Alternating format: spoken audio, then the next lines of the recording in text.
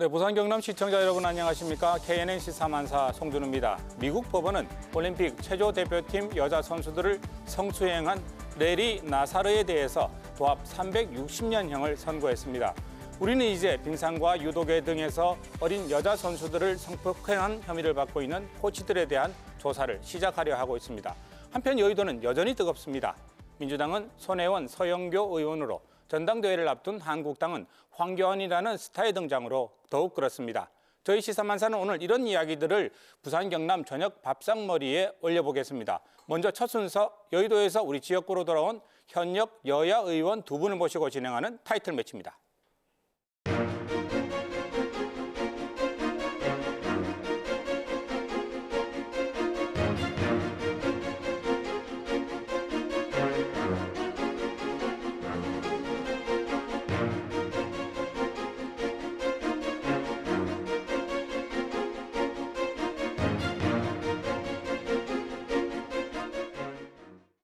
네, 더불어민주당 사하갑의 최인호 의원, 그리고 자유한국당 창원 의창구의 박완서 의원 두 분 모셨습니다. 반갑습니다. 예, 반갑습니다. 황교안 전 총리가 입당하셨고요. 예, 한국당이 회오리라고 할까요? 큰 회오리 바람이 불고 있는 것 같습니다. 먼저 우리 황교안 전 총리에 대해서 상대편 당에 계시는 우리 최 의원님께서 한번 입장을 밝혀주시면. 예, 한 개인이 정당에 가입하는 것은 자유이기 때문에 민주사회에서는 얼마든지 있을 수 있는 이야기라고 봅니다. 다만 박근혜 대통령 다음으로 어떤 정치적인 책임이 있는 탄핵에 그 황교안 전 총리께서 과연 입당하는 것이 과연 적절하냐 하는 그 시점에서의 문제가 있고요. 또 더더군다나 그 목적에 있어서 입당의 목적이 자유한국당의 당대표로 나서시겠다 하는 그런 점에서는 오히려 지금 당 내에서조차 자유한국당 내에서조차도 친박당으로의 회귀가 아니냐 이런 지적이 나올 정도인데 과연 황교안 전 총리가 당대표로 나서는 것은 더더군다나 국민들이 보기에는 그렇게 적절해 보이지 않는다 하는 그런 지적을 알겠습니다. 우선 하지 않을 수가 없습니다. 네, 어떻게 민주당 입장에서 날카로운 비판을 하셨는데 아니 어떻게 보십니까? 그런 논리로 한다고 하면은 노무현 대통령이 어려움을 겪었는데 그 시절에 비서실장을 한 문재인 대통령이 민주당 대표도 안 해야 되고 대통령도 안 났어야죠.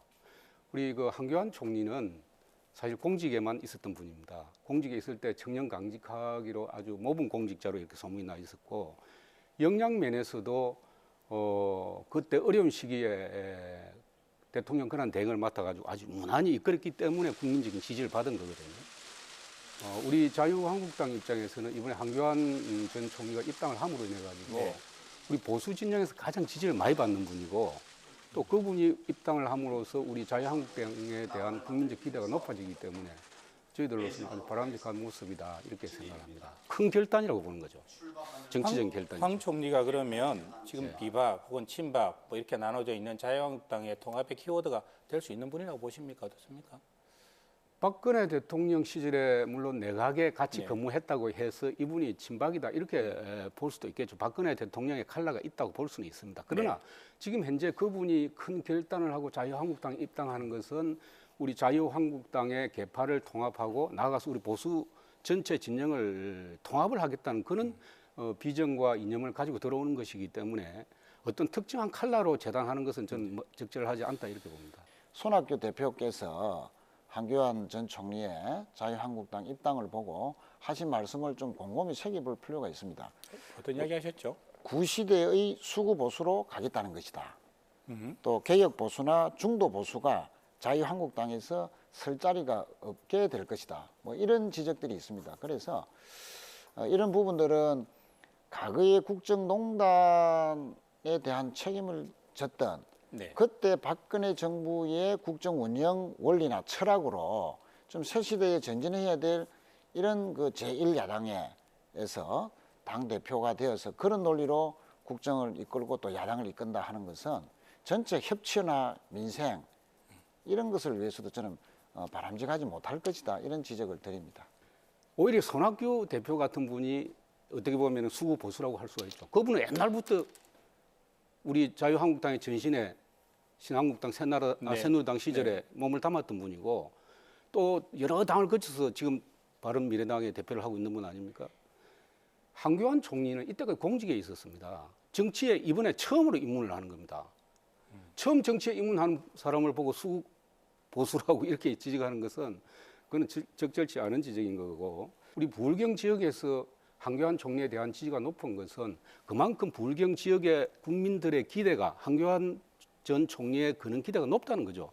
높다는 것은 뭘 의미하나 하면은 이때까지 우리 국민들이 그동안 기성 정치인, 기존 정치인들에 대한 여러 가지 식상함을 새롭게 진입하는 정치권에 처음 발을 디디는 한교안 총리에 대한 기대가 높다. 이렇게 보는 것입니다. 다음 달 27일이죠. 저 자유한국당 전당대회가 지금 보면 뭐 저기 오세훈, 저 김무성, 홍준표 뭐 이런 여러분들이 지금 우리 지역 내 출신들도 있으시고 거론되고 있습니다. 민주당 입장에서는 어떻습니까? 그래서 뭐 속마음을 이야기해 주신다면 어느 분이 되시면 좋겠습니까? 상대당의 뭐 대표로서 어느 분이 되느냐를 참 누구리를 이렇게 공개적인 장소에서 네. 말씀드리기가 참 쑥스럽습니다만은 뭐 솔직히 말씀드리면은 네. 젊고 역동적인 대표가 나오는 것보다는 뭐 과거에 어떤 국정에 책임이 있거나 또 올드한 이미지를 가진 분이 사실 대표가 되면 공학적으로는 뭐 나쁘다고 할 수는 없겠죠. 민주당에서 우리 당 대표가 되기를 바라고 또 제일 좋아하는 사람이 홍준표 전 대표 아닙니까? 홍준표 전 대표가 민주당에서 아주 인기가 있는 것 같더라고요. 그분이 이제 좀 이렇게 막말 또 꼰대 이미지다 이렇게 해가지고 우리 자유한국당의 지지율하고 이렇게 관계가 있다고 생각하니까 민주당에서 우리 홍준표 전 대표를 좋아한 그런 이야기가 많이 있던데 어떻게 생각해요? 뭐 그분도 젊은 분은 아니시니까. 그래요. 아니 저 그 혹시 그 화면 준비되어 있습니까? 어제 저 그 황교안 레밍 신드롬이라고 뭐 글을 올리셔가지고 물론 1시간 만에 내리긴 하셨습니다만 뭐 여러 가지 논란이 됐는데 레밍이라는 게 설치류의 일종이라서 예 좀 비하적인 발언이 아니냐 뭐 그런 이야기가 있었는데 30일 날 저 개인 출판 기념회를 하고 그리고 그날 뭐 당 대표 출마 여부를 이야기한다고 하셨어요. 출마하실 가능성이 있다고 보십니까? 그 좋게 보면은 이제 사이다 스타일이시고 또 역으로 보면은 어떻게 이제 정치에 가장 중심적인 위치에 서 계신 분이 조금 듣기에 거북한 그런 말씀을 계속 지속적으로 해서 소위 노이즈 마케팅이라 하는 그런 전략적인 그런 그 수를 네. 뭐 스탠스를 한다 이런 부분에 대한 비판도 있지 않습니까? 그런데 후자의 그런 좀 좋지 않은 면들이 과연 당 대표가 되신다고 해서 과연 고쳐지겠냐? 뭐 그런 측면에서는 정치 전체를 걱정하는 사람의 한 사람으로서는 좀 상당히 좀 불편한 면이 분명히 있는 것은 사실입니다. 저는 뭐 홍준표 전 대표는 이미 대통령 후보도 지났고 네. 이미 당 대표도 이미 경험을 했고 또 이번 전당대회에서 선출하는 당 대표가 선출하게 된 계기가 된 것이 홍준표 전 대표가 대표를 하면서 지방선거를 치르고 거기에 대한 책임을 지고 물러난 이후에 지금 당 대표를 새로 뽑는 선거이기 때문에 그렇죠. 네. 자기가 책임을 지고 물러난 당 대표 선거에 또 다시 당 대표로 나선다. 명분이 없다. 이건 제가 생각할 때 우리 당원들이 어떻게 평가할지 저는 알겠습니다. 고민을 해봐야 될 부분이죠. 또 하나 궁금한 부분이 다음 달 27일 우리 전당대회에서 이번에는 분리해서 선출을 하지요. 당 대표와 최고위원. 최고위원이 총 몇 분입니까? 네 분이. 네 분이죠. 아, 네 분이시네요. 예. 어떻게 저 의원님 이번에 뭐 출마하실 의사가 있으신가요? 예, 저도 지난번에 지명직 그 최고위원을 한번 경험을 했는데 네. 그때는 기간이 짧았고 또 우리 그렇죠. 당이 아주 어려운 시기였기 때문에 제대로 역할을 좀 하기가 쉽지 않은 환경이었는데 우리 영남권의 정치인으로서 우리 자유한국당 지도부에 누가 들어가도 입성을 해야 된다고 생각합니다. 예, 그런 면에서 측면이 보면은. 있죠. 네. 예, 그래서 우리 조금 전에 우리 최인호 의원님 말씀대로 지금 지역에도 현안 사항들이 많고 정부 여당과 또 협조해야 될 부분도 있고 우리 당에서 또 추진해야 될 부분들도 있기 때문에 우리 부울경에서 최고위원회에 반드시 들어가야 된다는 생각이 들고 저는 이번 그 당 지도부 선출의 최고위원으로 한번 나가볼까 생각을 하고 있습니다. 고민을 하고 있습니다. 우리 최인호 의원님께서도 앞전에 민주당 내 최고위원을 한번 하셨지요. 네. 여야간에 이렇게 우리 지역 우리 저 의원님들이 최고위원에 들어가서 지역의 의사도 반영하고 하는 이런 모습이 참 우리 지역 입장에서는 바람직한 모습이 네, 아닌가 맞습니다. 싶습니다. 화제를 좀 바꿔보겠습니다. 오늘 아침 우리 자유한국당 원내대표회의 하면 준비되어 있는가요? 네, 한번 그래서 어제 보겠습니다. 초권력형 비리가 의심된다 이런 이야기를 했더니 청와대가 매우 과민한 반응을 보이고 있습니다. 의아할 따름입니다. 민주당은 어제 서영교 의원에 대해서는 원내 수석 부대표를 면하는 그런 징계를 했고 손혜원 의원에 대해서는 아무런 조치를 하고 있지 않습니다. 한마디로 셀프 면죄부를 주는 여당의 결정에 대해서 정말 납득하기 어렵습니다. 이것이 국민 상식에 맞는 것인지 묻고 싶습니다. 이게 예상했던 하지 못했던 이게 악재라면 악재라고 해야 될까요? 지금 이제 자유한국당이 그 공세의 날을 세우고 있는데 지금 서영교 의원, 손혜원 의원 물론 두 분의 사안은 다릅니다만은 동시에 이런 문제가 불거지고 있습니다. 어떻게 좀 설명이나 해명을 해주시면 좋겠는데 우리 지금 네. 이제 서영교 의원 건은 지인의 어떤 아들에 대한 재판 네. 청탁 건이지 않습니까? 그렇죠. 그런데 이제 네. 법사위원으로서 그렇게 했다는 것인데 그것은 대단히 부적절했다. 저는 그렇게 생각을 하고요. 또 이제 오늘 네. 원내 수석 부대표를 스스로 사임을 했습니다. 네. 손혜원 의원 건은 두 가지 측면에서 지금 이제 여러 가지 의혹을 받고 있습니다. 하나는 그 문체위의 간사로서 그 해당 상임위와 관련이 있는데 건물을 매입했던 것이 과연 적절하냐 하는 문제. 또 한 가지는 투기 목적이 있었느냐. 그 두 네. 가지지 않습니까? 그렇죠. 우선 이제 문체위 간사로서 그 문화재 지정과 관련된 지역과 그 인근에 건물을 매입했다는 것은 저는 적절하지 않다 이렇게 보고 있습니다. 다만 투기와 관련해서는 네. 본인이 만약에 투기 사실이 드러날 경우에는 정치적인 그 문제뿐만 아니고 어떤 자신의 모든 재산을 사회에 환원하겠다라는 식으로까지 아주 강경하게 본인의 그 무관함을 주장하고 있기 때문에 이것은 당 내외 쪽으로 면밀한 검증이 좀 더 있어야 된다. 물론 이제 민주당 자체에서도 조사를 통해서 결과가 나오면 조치를 하겠습니다만은 진상 조사가 이루어져야 되고 거기에 대한 책임을 져야 된다고 저는 생각합니다. 그래서 이 부분은 지금 민주당에서 지금 추진하고 있는 법원 개혁 혹은 검찰 개혁 문제를 앞두고 있는 상황에서 좀 빚은 일이라서 민주당 입장에서는 좀 털고 가든지 아니면 좀 면밀하게 조사를 하든지 하는 필요가 좀 있기는 있어야겠습니다. 예. 최근에 대통령께서 우리 경제계 인사들을 만나서 간담회를 가지면서 그 자리에 우리 경남 지역도 경제계 인사들도 참석을 하셨어요. 한철수 우리 창원상의 회장 참석하신 걸로 알고 또 우리 부산에서도 참석하신 걸로 알고 있는데 그때 우리 한철수 창원상의 회장이 그 탈원전 우리 정부 정책에 대한 재고에 대한 건의를 한 걸로 알고 있습니다. 어떻게 우리 경남 지역에서는 이 문제를 상당히 심각하게 받아들이고 있는 모양이죠. 특히 한국당에서는요. 지금 아시다시피 우리 경남의 산업적인 기반이 네. 붕괴 위기에 있다고 생각합니다. 조선 경기 무너졌죠. 네. 근데 지금 최근에 이제 탈원전 때문에 우리 이 지역의 가장 주요한 기업인 두산중공업 같은 경우에 지난번에 우리 두산중공업 협력업체들하고 이렇게 간담회를 했는데 그분 중에 한 분이 운먹이더라고요. 자기들이 전혀 준비 안 된 상태에서 정부가 어느 날 갑자기 탈원전이다 해가지고 일을 못하게 하니까 수습할 수 있는 기간도 없다. 문을 무조건 닫아야 된다 했는데 지금 두산중공업만 하더라도 한울 3, 4호기 정지하고 여러 가지 지금 두산이 이 원전 설비를 주로 생산하는 기업 아닙니까? 그게 전부 중단이 되다 보니까 수천억 또 협력업체까지 하면 수조 원 피해를 입고 있고 협력업체 약 280개가 폐업의 위기에 있거든요. 이런 것들을 뿐만 아니라 지금 두산중공업이 금년 상반기에 탈원전 때문에 그런지는 모르지만 여하튼 400~500명의 직원들을 지금 감원을 하려고 네. 계획을 지금 하고 있는 겁니다.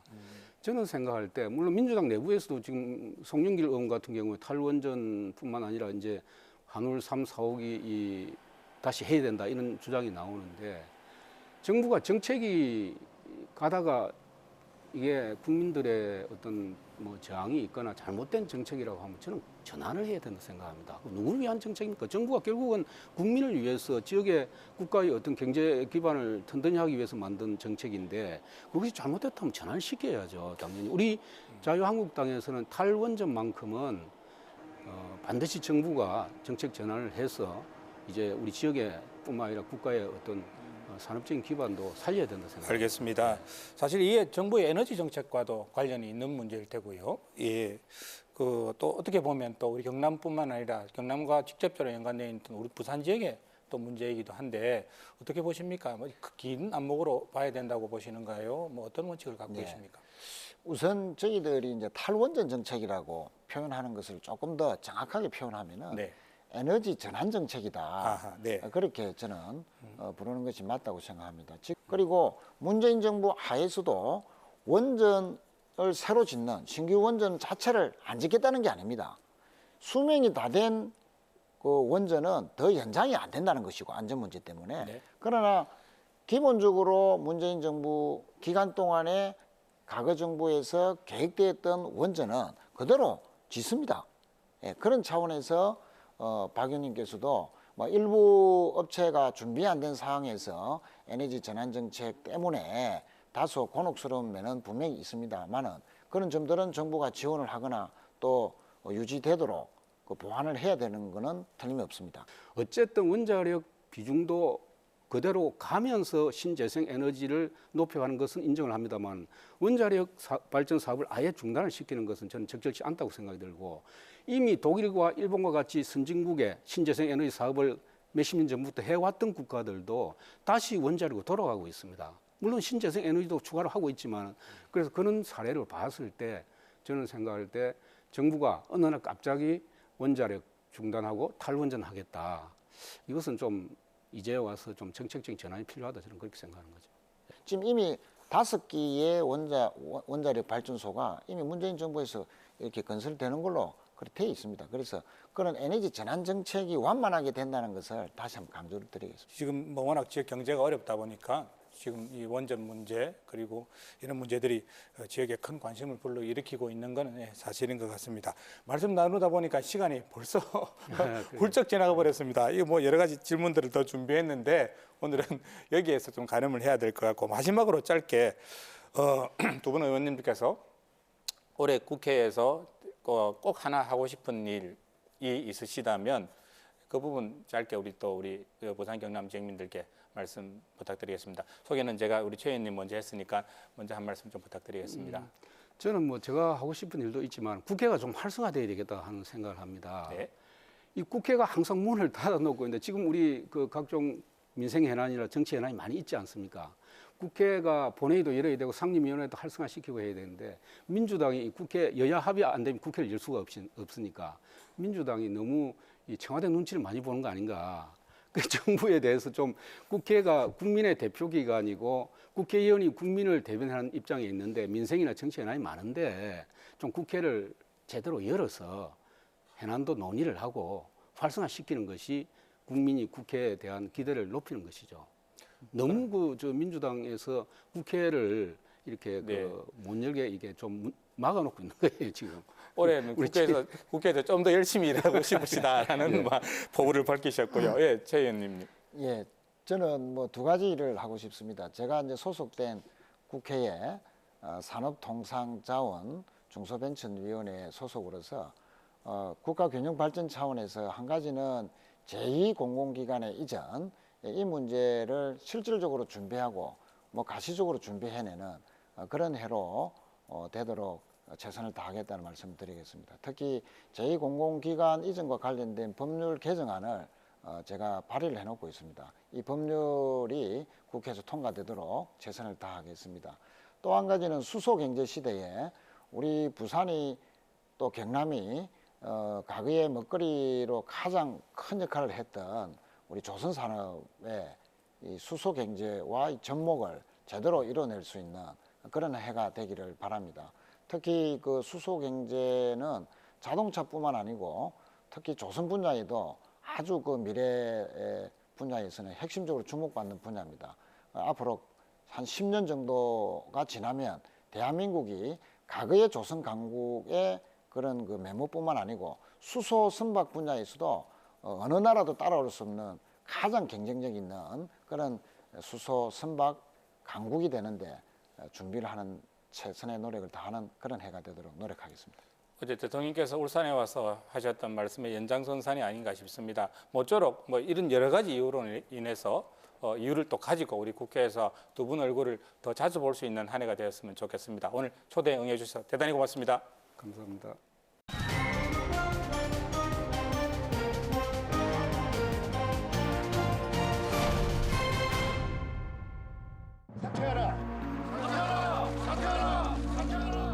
저는 이번 계기로 빙상연맹에 대한 광범위하고도 철저한 심층 조사를 실시하여 마지막이라는 각오로 철저히 쇄신토록 하겠습니다. 마지막이라는 각오로 철저히 쇄신토록 하겠습니다.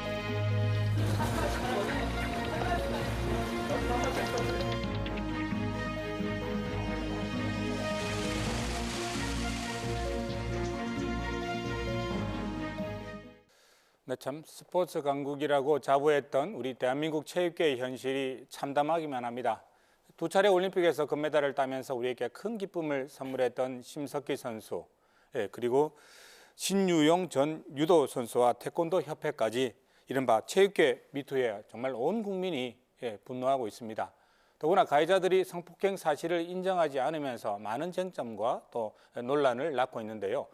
법정보다 더 뜨거운 변호사들의 토론, 변대변에서 이야기 한번 풀어보려고 합니다. 네, 고지현, 이지욱 변호사 두 분 모셨습니다. 반갑습니다. 안녕하십니까.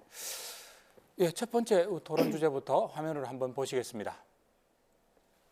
정신적으로나 뭐 육체적으로 더욱 저는 예민한 시기에 불러내서 낙하에서 일방적으로 트라우마로 남아 있는 것 같아요. 뭐 그때 이후로 거의 항상 그런 꿈을 꾸고 있어요. 돈 줄 테니까 없던 일로 해줘라. 이런 식의 연락이었어요. 너가 화난 건 알겠지만 500만 원을 뭐 만들었다. 용서해주면 안 되겠느냐라는 문자를 또 보냈어요. 수사를 다 받았고 기다리는 입장이니까 결과가 나오겠죠. 걱정 안 했다 해서 이렇게 말하지 않았어요. 전체적인 요약을 보면 다 나오게 돼요. 예, 유독의 문제입니다. 선수는 코치가 성폭행을 했다. 그런데 코치는 그런 적이 없다. 그러다가 또 연인 사이였다. 또 그렇게 이야기를 해요. 이 첫 번째 쟁점인데요. 법적으로 보면 어떻습니까? 누가 더 신빙성이 있는 건가요? 예, 뭐 아직까지 고소장이 접수된 이후에 뭐 수사 내용에 대해서 보도되거나 알려진 바가 없기 때문에 네. 누구의 말이 더 신빙성 있다, 섣불리 단정해서 말하기는 어려울 것 같습니다. 그런데 우리 사회에서 널리 알려진 대중적인 선수가 자신의 피해 사실을 대중 앞에서 털어놓는다는 것 자체에서 보면 네. 이들이 과연 대중 앞에서 허위 진술할 이유가 있을까라는 점에서 생각해 본다면은 선수들의 그런 폭로는 어느 정도 신빙성이 있지 않을까라고 생각이 됩니다. 다만 구체적인 사실관계 등은 경찰이나 검찰의 조사를 좀 더 지켜봐야 될 것 같습니다. 네. 네, 안타까운 일입니다. 사실 부끄러운 일이기도 하고요. 네. 어린 선수들에게 국위 선양이라는 목적으로 어릴 때부터 희생을 강요해온 결과가 아닌가 싶습니다. 심석희 선수의 경우에 97년생이죠. 이제 22살인데 소치, 평창 금메달리스트입니다. 네. 이런 선수가 2014년 자신이 17살 때부터 계속 성범죄에 노출되어 있었다라는 것 아닙니까? 그래서 조재범 코치로부터 성폭행을 당했다는 것인데 수년간 지속되어 온 성범죄 사건의 특수성에 비추어서는 이제 물증이라는 것에는 좀 한계가 있을 것으로 보이고요. 사실상은 피해자의 진술의 일관성, 신빙성이 전체가 될 텐데 현재까지는 심석희 선수가 허위의 사실로 코치를 무고할 이유는 없다고 생각합니다. 심석희 선수가 이 문제를 제기함으로써 잃을 게 얻을 것보다 더 많을 텐데 말로 없는 사실을 이야기하겠느냐. 라는 추정이 가능하다는 그렇습니다. 말씀이시네요. 예. 일단 현재는 피해자 입장밖에 구체적인 증거나 증인 진술은 지금 없는 상황인 거죠? 예, 그렇습니다. 그리고 뭐 쇼트트랙을 시작으로 유도, 태권도, 심지어 어제는 정구 종목에 있어서도 성폭력 피해를 입었다는 그런 보도가 있었습니다. 도미노처럼 터지고 있군요. 예, 맞습니다. 이제서야 이제 고백을 하는 추세인데요. 네. 최근에서 알려지는 사건이기 때문에 또 그 장기화적으로 이루어졌던 범죄이기 때문에 고 변호사님 지적하셨던 것처럼 물증을 확보하는 게 쉽지는 않을 것 같습니다. 뭐 오늘 오후에 또 조재범 전 코치에 대해서는 지금 또 구치소에 방문하여 또 조사가 이루어진다고 하던데 뭐 조사 결과를 좀 지켜봐야 될 것 같습니다. 네. 예, 현재 공개된 것은 경찰이 보통 말하는 수사의 밀행성 때문에 전체 증거자료, 주요 증거자료가 다 공개됐다고 보이지는 않고요. 그 객관적인 증거자료가 확보되어 있다고 하면 경찰이 이제 재판을 이끌어 갈 때까지는 그걸 공개하지 않을 가능성도 있습니다. 이번 사건이 진행되면서 또 언론에서는 이 사건을 그루밍 성폭행으로 보는 시각도 있습니다. 초등학생 시절 때부터 심석희 선수를 데려와서 가르치면서 또 폭행을 저질러 왔고 이게 또 성폭행까지 이어졌다는 주장이니까요. 어떻게 보십니까? 충분히 일리 있는 뭐 주장일 것 같습니다. 그루밍 성폭력이라고 하는데 네. 주로 이제 아동 청소년을 대상으로 성폭력에서 흔히 이루어지는 유형입니다. 네. 전형적인 수법이고 성적 학대가 이루어지기 전에 피해자와 가해자 사이에 서로 신뢰관계 또는 지배관계를 형성한다는 점에서 피해자가 사실 피해라는 점 자체를 인지하지 못할 수 있을 가능성이 큽니다. 그래서 코치의 말이 절대적일 수밖에 없는 그렇습니다. 상황이니까요. 예, 이거는 뭐 훈련의 일종이다 또는 네. 너와 나는 뭐 사랑하는 사이다라는 식으로 일종의 세뇌를 시키는 것이기 때문에 아마 피해자가 그래서 이 피해 사실을 주변에 알리는 것을 알려야 될 필요성을 스스로 미처 인지하지 못했을 가능성도 있어 보입니다. 최근 들어서 이런 표현들이 많이 사용되고 있죠. 예, 그렇습니다. 그루밍, 이렇게 고양이가 새끼 고양이를 핥는다라는 취지의 그런 표현인데 네네. 그루밍 성폭행이라는 표현이 이제 적합한지 여부를 떠나서 어찌됐든 저희가 통칭하기로는 우월적인 지위를 이용한 성착취의 일반을 의미하는 용어를 사용하고 있습니다.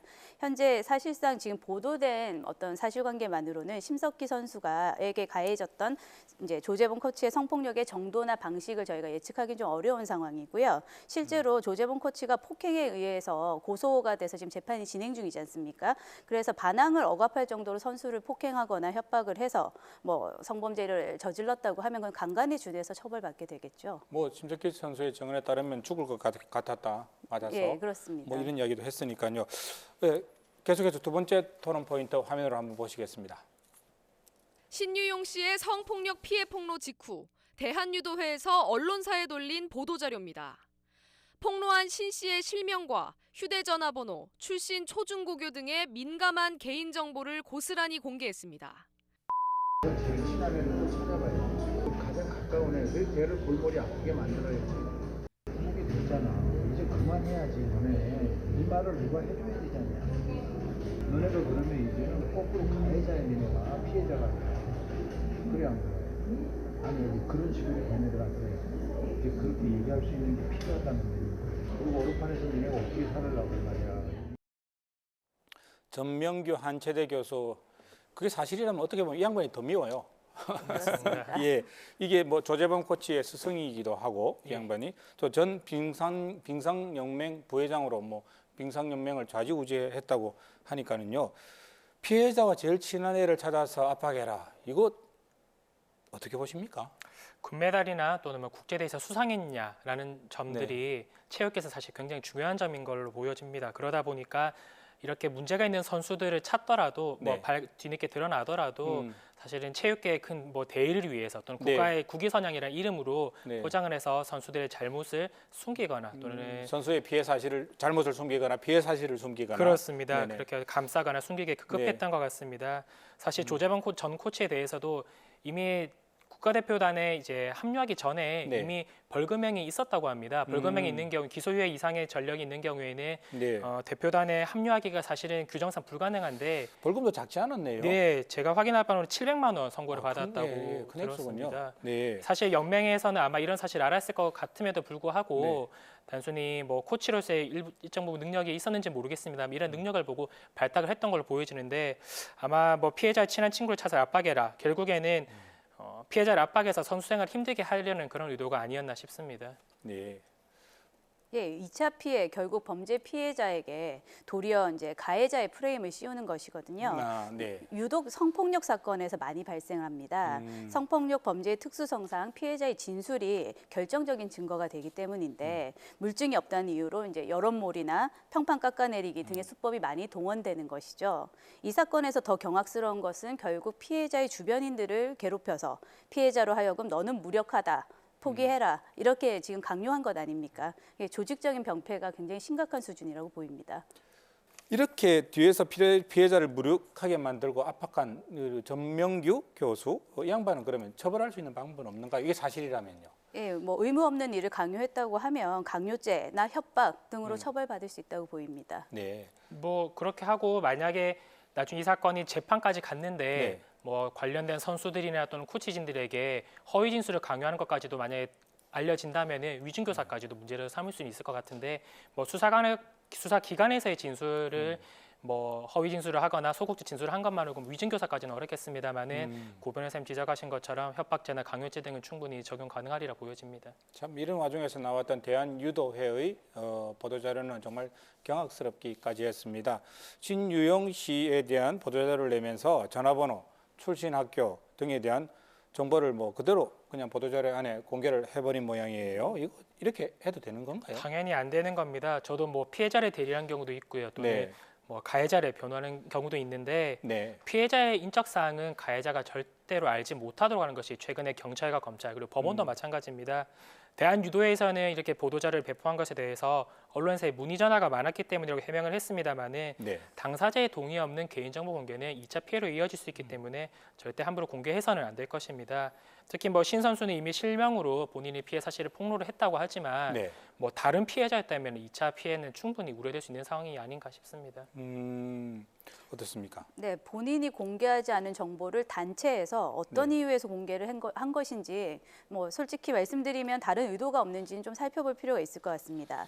유도회라는 어떤 단체에서 단순한 업무상 착오가 아니라 어떤 모종의 의도를 가지고 이 선수의 전체적인 부분을 다 공개를 했다고 하면 아까 말씀드렸던 것처럼 2차 피해 부분이 발생할 수 있는 것이고요. 사실 단체에서도 책임에서 자유롭지는 않습니다. 민형사상의 책임 면하기 어렵지 않나 싶을 정도이죠.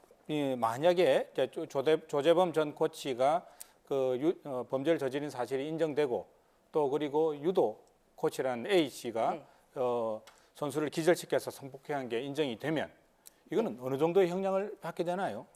일단 심석희 선수가 피해 사실을 지적한 게 자신이 17살 미성년자 시절이기 때문에 성폭력특례법상 5년 이상의 유기징역에 처해질 수 있습니다. 미국처럼 360년형을 받을 수는 없네요. 네, 저희는 이제 법제적으로 그렇게 되지는 않습니다. 안타까운 일입니다. 예. 참 올림픽에서 메달을 따게 해줘서 우리 국민들에게 큰 기쁨을 준 이 선수들의 이 뒷모습에 이런 아픔이 있을 줄은 참 저희들이 생각을 못했습니다. 이제 사실은 우리 어른들이 나서야 될 때가 아닌가라는 생각도 해봅니다. 몸도 마음도 건강하게 다시 운동할 수 있도록 그런 풍토를 우리가 만들어줘야 하겠지요. 지금까지 변대변이었습니다. 고맙습니다.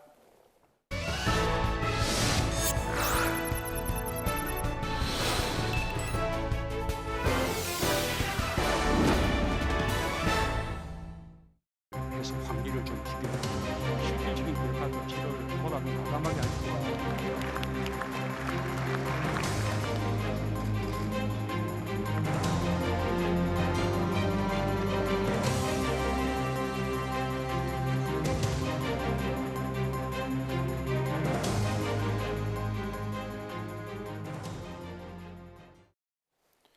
네, 부산 경남의 정치 빅데이터로 한번 풀어보겠습니다. 빅데이터 부산 경남, 오늘은 진시원 부산대 일반사회학과 교수 그리고 김범준 부산대 교양대학원 특임교수와 함께하겠습니다. 두 분 반갑습니다. 네, 안녕하십니까? 자, 빅데이터로 분석하는 부산 경남의 정치 지형도 먼저 우리 보울경의 대통령 지지도로 한번 시작해 보겠습니다. 2018년 1년 전이죠. 1월 3주차에는 긍정이 66 그리고 부산 경남에서는 60, 한 6% 정도 차이가 있었고 그죠. 근데 올해 1월은 많이 내려갔습니다. 전국이 49 긍정, 반면에 부산 경남 우리 지역에서 부정이 절반을 넘었습니다. 52%가 넘었습니다. 대통령 지지율이 지금 이제 50% 아래로 내려갔는데 물론 뭐 전 정권하고 비교하면 뭐 좀 높다고 이야기하는 분들도 있습니다만은 작년 이맘때와 비교하면 많이 떨어졌어요. 이게 어떻게 보십니까? 지금 문재인 대통령 지지율이 최고로 많이 나왔을 때 80%까지 나왔죠. 취임 초기에요? 아니요, 우리가 역대 대통령 중에서 취임 초기에 지지를 많이 받아가지고 80%가 나온 적이 있었는데 네. 지난해 네. 하반기부터 해서 한 6개월 만에 지지율이 40%로 급락을 했습니다. 네. 지지율은 어느 정권이나 떨어지기 마련이고 지지율 떨어지는 것 자체로는 크게 의미가 없는 것 같아요. 그걸 타 대통령들 지지율과 3년 차에 비교하는 것은 크게 의미가 없고 오히려 저는 개인적으로 문 대통령이 41.8%로 당선이 됐는데 네. 지금 진보 성향의 후보로 분류됐던 심삼정 후보가 6.7%를 받았습니다. 네. 이 두 후보가 합치면 약 48.5%. 대선 당시에 받은 그렇죠. 대선 득표율이요? 당시에 예, 네. 예. 이 두 후보 합침이 48.5%인데 지금 문재인 대통령 지지율이 나오는 게 거의 그 퍼센트예요. 그래서 향후에 어떤 경우가 벌어지더라도 50%를 넘기 힘들 것 같아요. 뭐 일단 뭐 두 가지를 좀 먼저 얘기 드리고 싶은데 지금 대통령 3년 차 아니거든요. 17년 5월에 취임하셨으니까 네. 아직 2년이신 거고 네. 문제인데 근데 우리가 좀 생각을 해봐야 되는 문제가 있는데 네, 어떤 점이요? 대통령 지지도는 좀 떨어지고 있지만 대통령 개인에 대한 국정 지지도는 떨어지는데 대통령 개인에 대한 지지도는 또 좋거든요. 이게 어떤 차이가 있습니까? 그러니까 이 국정 지지도는 대통령의 정책을 다 포괄하는 네. 그런 지지도를 의미하는 것이고 개인 지지도는 대통령의 그 개인적인 퍼스널리티라든지 리더십 이런 데 대한 그 지지도인데 대통령의 그 개인 성향에 대한 지지도는 상당히 괜찮습니다. 그래서 역대 다른 대통령들보다는 그런 부분에서는 우리 또 그 국민이나 시민분들이 대통령이 또 그 좀 번듯한 데가 있으시니까 네. 그런 것들에 대한 믿음은 아직 있는 것 같고 또 하나는 또 문재인 정부가 참여정부 때 배운 게 있거든요. 이 정권이 어떻게 유지되고 어떻게 기울고 어떻게 잘못됐는지를 배운 게 있기 때문에 거기서 배운 학습 효과가 있어서 지지율 관리 이런 것들에 대한 어느 정도 대응책을 또 갖고 있지 않겠나 이런 생각을 좀 합니다. 그런데 중요한 것은 이런 지지도를 전망하는 게 아니고 대통령께서 잘하시는 게 중요하죠. 네. 그래서 뭐 지지도가 재반등되는지 다시 추락할 것인지 이런 전망은 그렇게 중요한 게 아니다. 지금 대통령이 잘하셔야지 우리 경제도 좋아지고 국가도 좋아지고 시민들도 좋아지고. 네. 대통령이 할 다시 달렸다. 네. 저는 좀 생각이 다릅니다. 요즘 대통령 지지율의 추락 원인이 지금 뭐 전문가들마다 다른 얘기를 하고는 있지만 대체적으로 동일하게 지금 적용되는 가장 큰 원인은 민생 경제 분야에서의 실패로 거론을 하거든요. 대통령 지지율이 추락할 수밖에 없을 것 같아요. 지금 뭐 소득주도 성장, 최저임금 인상 등 실제적으로 현 정부가 추진하는 경제 정책을 지속하는 게 의문을 가진 사람이 상당히 많습니다. 그럼에도 불구하고 지금 현 정권이나 문재인 정부는 계속해서 어떤 경제 문제에 대한 인식이나 태도 자체의 문제가 좀 있는 것 같아요. 왜냐하면 실제로 주변에 보면 자동차, 조선을 비롯해가지고 뭐 다 엉망이고 경제가 상당히 안 좋은 게 분명한데도 경제에 관한 얘기를 할 때마다 현 정권이나 문재인 대통령의 입장은 뭐냐면 자동차는 지난 연말에 한 말입니다. 자동차는 다시 생산이 증가하고 있고 조선도 1위를 탈환했다.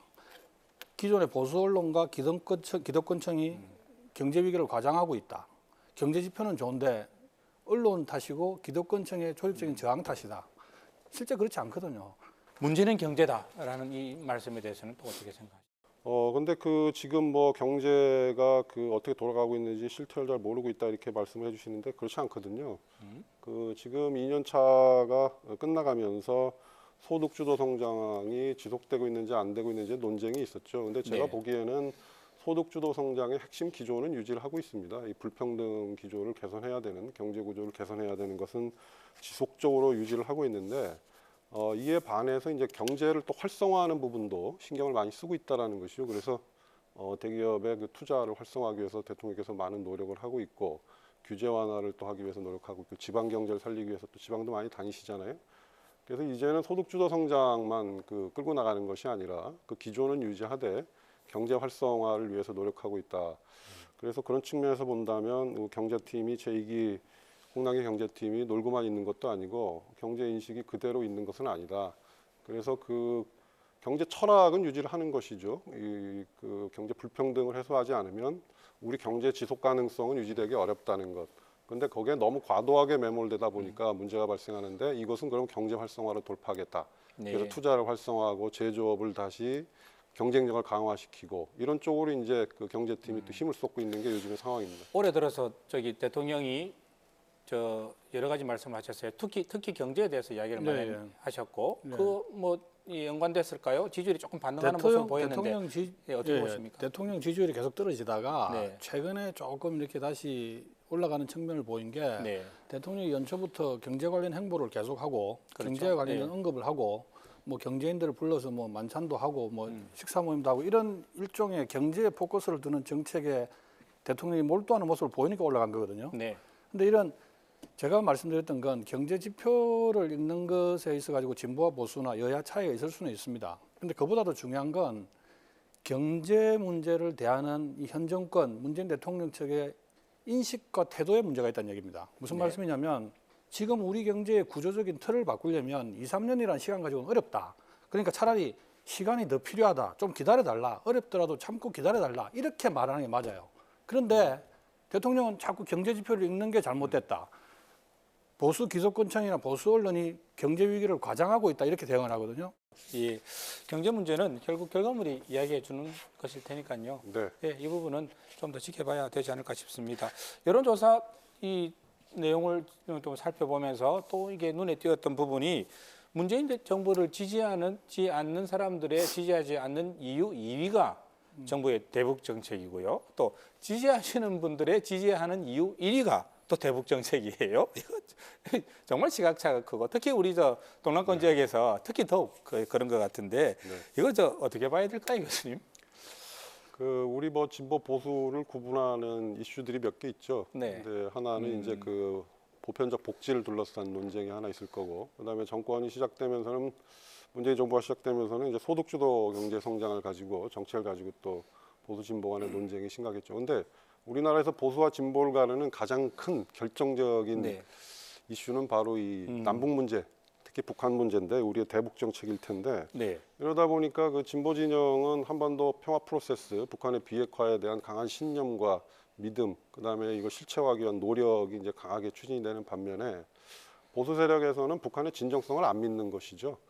그러다 보니까 이게 이제 핵심 이슈가 돼 있는 거고, 이 북한의 비핵화를 놓고 벌어지는 올해 안에 여러 가지 일들, 북미 정상회담이 먼저 있을 것이고 남북 정상회담이 있을 것이고 거기서 이제 어느 정도의 비핵화가 이루어질 것인지, 이게 주고받는 것인지 아니면 또 북한의 일방적인 더 한보 후퇴가 있을 것인지 양보가 있을 것인지 이런 것들이 큰 영향을 미치리라고 봅니다. 그래서 경제 문제도 큰 이슈고 그다음에 북핵 문제도 또 이번에 또 우리가 지켜봐야 될 큰 이슈가 아닌가 이렇게 생각이 듭니다.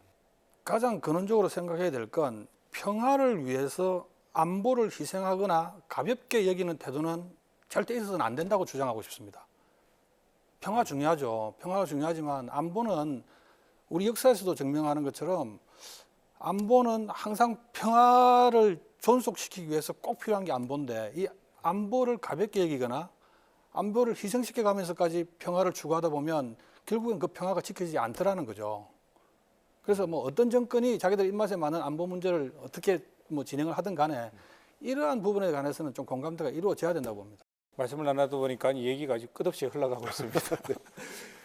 신재문 파문으로 상징되는 청와대 행정관들 문제 터져 나오기 시작했고 이번엔 다시 또 당으로 넘어와서 서영교, 손혜원 의원 문제가 지금 또 터져 나오고 있는 것 같습니다. 이게 다음 주 여론조사에 영향을 미치겠죠? 당연히 미치겠죠. 예. 네. 심각하게 반영이 되겠죠. 예. 그렇군요. 예, 아주 큰 악영향을 미칠 수 있다고 보시고요. 그렇죠. 이게 좀 다른 문제로 넘어가서 이게 또 어떻게 또 겹쳐가지고 지금 문재인 정부에서 추진하고 있는 개혁에 대한 어떤 피로감이라고 해야 될까요? 이런 것들이 누적되는 또 다른 부작용을 일으키지 않을까라는 또 우려도 있습니다. 진보 쪽에 이걸 갖다가 아까 2년 차라고 정정을 해주셨는데 이게 그렇게 실제로 있습니까? 개혁 필요성 반드시 있다고 봅니다. 어느 정권이든지 있는 것이고 진보 진영, 민주개혁 진보 진영에서는 적폐청산과 개혁이 제대로 안 되고 있다고 보기 때문에 지금 피로감을 느끼는 것이고 진보 쪽에서 느끼는 피로감. 그거는 이제 안 되고 있기 때문에 피로감을 느끼는 것이고 보수 쪽에서는 이 적폐가 아닌데 자꾸 적폐로 본다. 그래서 뭘 도대체 청산하라는 얘기냐 이런 식의 태도거든요. 그래서 지금 황교안 전 총리도 이 자유한국당에 입당을 하면서 그 얘기를 했죠. 그 당시에 보수 정권 밑에서 일하던 모든 사람들을 다 적폐로 모는 것은 그건 좀 문제가 있다 이런 식의 얘기를 하는데 그래서 이 그 두 가지 피로증이라는 게 그런 식으로 좀 나오고 있는 것 같고요. 네. 그 문재인 정부가 지금 경제 기조를 약간 바꿨습니다. 그래서 이 진행이 계속 지속성도 있고 그다음에 변화된 것도 있다고 아까 제가 말씀을 드렸는데 네네네. 소득주도 성장이 밑으로는 기조에 있어서는 유지가 되고 지속성을 확보하고 있지만 위에서는 이제 경제 활성화 정책으로 경제를 활성화하기 위해서 고용을 창출하기 위해서 제조업을 활성화하기 위해서 노력하고 있는데 이러다 보니까 이제 문제가 또 발생하게 되는 게 민주개혁 진영에서는 이게 뭐 이 검찰이라든지 사법개혁도 안 되고 국방개혁도 안 되고 이러고 있었는데 여기다가 이제 경제도 재벌개혁이라든지 아니면 불평등 해소라든지 이런 것들이 추진될 줄 기대를 했었는데 이것이 또 홍남기 총리가 네. 들어서면서 부총리가 들어서면서 이게 또 약간 또 후퇴하는 기조 그러면서 대기업 친화적인 정책이 나오고 규제 완화 정책이 나오고 서비스업 경쟁력 얘기가 나오고 이러니까 거기에 대해서도 이제 민주개혁 특히 진보 진영에서는 상당히 또 이제 반감이 많이 생기고 이러려고 뽑아준 줄 아느냐. 그렇죠. 거기서 네. 이제 그래서 지지율이 또 떨어지는 이런 상황 아닌가. 그래서 경제 정책은 분명히 변했다. 네. 변한 게 아닌 건 아니다. 이런 말씀을 또 드리고 싶습니다. 보수 진보 모두 각자 입장에서 피로감을 느끼고 있다는 말씀이셨는데 예, 어떻게 보십니까? 개혁의 피로감 있죠. 심각하죠. 개혁의 피로감 심각하고 집권 3년 차, 진 교수님이 2년 차라고 말씀하셨는데 어쨌든 집권 3년 차입니다. 횟수로? 네, 횟수로. 집권 3년 차 정혹은 있습니다. 지금 저기 그 프랑스 마크롱 대통령이 외신에서 보면 아시겠지만 지금 노란 조끼 시위대 때문에 아주 곤란을 겪고 있지 않습니까? 네. 그 노란 조끼 시위대는 그 마크롱 대통령의 불통 이미지 그리고 어떤 마크롱 대통령이 추진하고 있는 어떤 개혁에 대한 피로감 때문에 지금 거리로 나온 거예요. 우리도 지금 거의 비슷하다고 느끼는 게 정부가 주도하는 개혁은 지금 저 프랑스의 노란 조끼나 프랑스 시민들이 지금 계속 마크롱 정부의 개혁에 거부하는 이유가 너무나 지나치게 빠른 속도로 지금 개혁이 진행되고 있는 거예요. 국민들이 눈높이에서 공감하기 어려울 정도로 빠른 속도로 진행되다 보니까 노란 조끼가 거리로 나오고 프랑스 국민들이 데모를 하는 거죠. 반대를 하고 있는 건데 개혁은 중요합니다. 개혁은 속도와 방향이 가장 중요합니다. 방향은 분명하고 정해져 있는데 문제는 속도예요. 속도. 지금 노란 조끼 시위대가 느끼는 건 똑같거든요. 개혁의 속도가 국민들의 눈높이에 맞지 않다는 겁니다. 지금 문재인 정권의 개혁의 속도가 그래요. 문재인 정권의 개혁의 속도가 너무 빨라요. 방향에 대해서는 뭐 부인하는 거 아닙니다. 방향 맞겠죠. 개혁이니까. 그런데 분명한 건 개혁하고 혁명은 다릅니다. 개혁은 개혁의 사전적 의미를 제가 찾아보니까 정치 사회적 제도를 합법적 절차에 의해서 고쳐나가는 게 개혁입니다. 혁명은 뭐냐? 혁명은 비합법적인 수단으로 국채나 정치에 급격한 변화를 꾀하는 겁니다. 근데 지금 문재인 정권은 1년 365일 혁명을 하고 있어요. 개혁의 속도 조절이 필요하다는 당연하죠. 예, 말씀으로 개혁의 속도 조절보다도 지금 혁명을 1년 365일 하고 있다니까요. 1년 365일 동안 적폐청산하고 있습니다. 개혁의 필요감이 안 생기겠습니까? 뭐 이제 교수님 그 말씀하셨어요. 개혁의 속도가 너무너무 빨라서 불만이 있고 피로감이 있고 365일 혁명만 하고 있다 이렇게 얘기를 하시는데 365일 혁명만 한 건 아니고요. 속도가 빠르지도 않았죠. 속도가 빠르고 365일 혁명만 했다면 지금 결과가 있어야 될 거 아닙니까? 그런데 이번에도 조국 수석도 공수처를 만드는데 힘이 부족하니까 정치권이 국민들에게 도움을 달라고 얘기를 하잖아요. 이 얘기는 뭐냐면은 속도가 빠른 것도 아니었고 개혁이 365일 혁명만 한 것도 아니었다라는 것이죠. 하고는 싶은데 안 되는 부분도 있는 것이고 오히려 속도를 제대로 속도 조절도 못 하고 있는 네. 것이다. 이렇게 볼 수도 있는 것이죠. 1년 365일 혁명하고 1년 365일 적폐청산해요. 그렇지만 결과도 못 만들어내요. 그럼 피로감이 안 느껴지겠습니까? 뭐 결과가 나와야지 피로감을 안 느끼는 거지. 이게 혁명에 대한 개념이나 이해부터 서로 논의가 있어야 될 것 같은데 사실은 시간이 벌써 다 됐습니다. 네. 예, 다음 주제를 예, 다루지도 못하겠습니다. 다음 주제는 또 우리 다음 만남에서 한번 논의를 드려야 될 것 같습니다. 예, 오늘 처음 모셨는데 뜨거운 이야기들이 오갔던 것 같습니다. 지금까지 빅데이터 부산경남이었습니다. 두 분 감사합니다. 네, 감사합니다. 네, 30분 후에 이어지는 KNN 뉴스아이에서는 면허 취소 상태의 무면허 상태에서 운전 중 발작을 일으켜서 인도의 보행자들 덮친 부산 반여동 교통사고 현장을 주우진 기자가 취재했고요. 본격화되고 있는 거가대교 통행료 인하 여부 김동환 기자가 준비하고 있습니다. KNN 뉴스도 많은 시청 바랍니다. 시사만사 오늘 순서는 여기까지입니다. 저희들은 다음 주 화요일 저녁 7시에 다시 찾아뵙겠습니다. 편안한 밤, 즐거운 주말 되십시오.